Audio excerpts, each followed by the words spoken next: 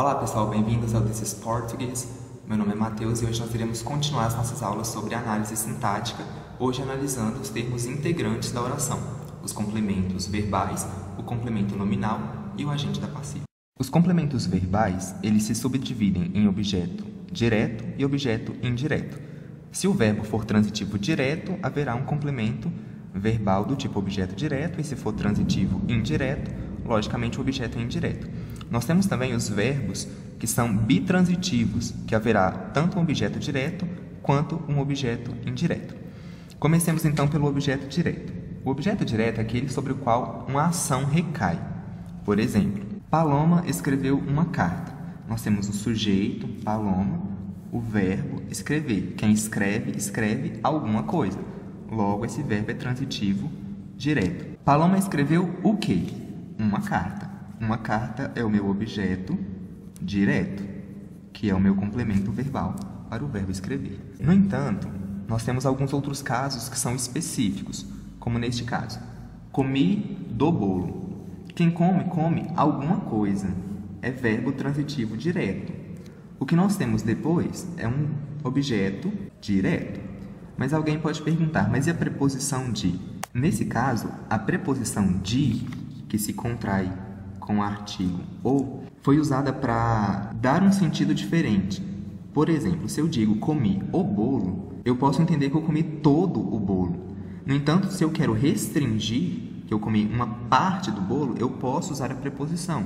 Então, as preposições, elas podem vir, sim, diante de um objeto direto para dar esses enfoques diferentes. Nesse caso, nós chamamos de objeto direto preposicionado. E nós temos ainda alguns casos, como este de baixo. Viveu uma vida feliz. Quem vive, vive. É um verbo intransitivo. Nós temos depois uma construção, uma vida feliz, que funcionará como objeto, também direto, classificado como objeto direto pleonástico. Ele recebe esse nome de pleonástico, que também pode ser tido como enfático, porque o núcleo do objeto ele está contido no verbo. Porque se eu vivo, logicamente eu devo viver uma vida. Então, em construções desse tipo, nós temos objetos diretos pleonásticos. O outro complemento verbal que nós temos são os objetos indiretos. Os objetos indiretos podem ser definidos como o destino de uma ação verbal. Vejam esse exemplo. Alice foi ao teatro. Quem vai a algum lugar. Esse verbo ele é transitivo indireto. Portanto, ao teatro é o meu objeto indireto. Todos os objetos indiretos, obrigatoriamente, são iniciados por preposição. Perceba que, nesse caso, nós temos a preposição a e o artigo o. Esse assunto ele é bastante importante quando formos estudar crase. Depende muito dessa questão da regência verbal. Da mesma forma que nós temos objetos diretos pleonásticos, nós também temos objetos indiretos pleonásticos. Vejam esse exemplo. Ao amigo, devo-lhe gratidão. Nós temos aqui o verbo dever. Quem deve alguma coisa a alguém. Ele é bitransitivo. É verbo transitivo direto, indireto ou bitransitivo. Devo o quê? Gratidão. É o meu objeto direto. Devo gratidão a quem? Ao amigo. Então, ao amigo é o meu objeto indireto. No entanto, nós temos um lié, que é um pronome oblíquo, que também funciona como objeto indireto. No entanto, como nós já temos a presença de um objeto indireto, esse aqui é classificado como pleonástico. Da mesma forma que nós temos os complementos verbais, nós temos também os complementos nominais. O próprio nome já diz, se é um complemento verbal, é algo que vem completar um verbo, e se é complemento nominal, vem completar um nome. Isso significa que ele pode completar um substantivo, um adjetivo ou um advérbio.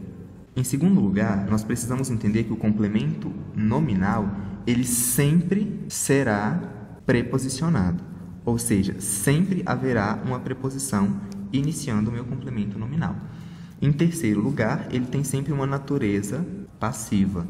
Isso é importante quando nós formos analisar os termos acessórios para distinguirmos o complemento nominal do adjunto adnominal. Vejam esse exemplo. Bruno tem orgulho do filho.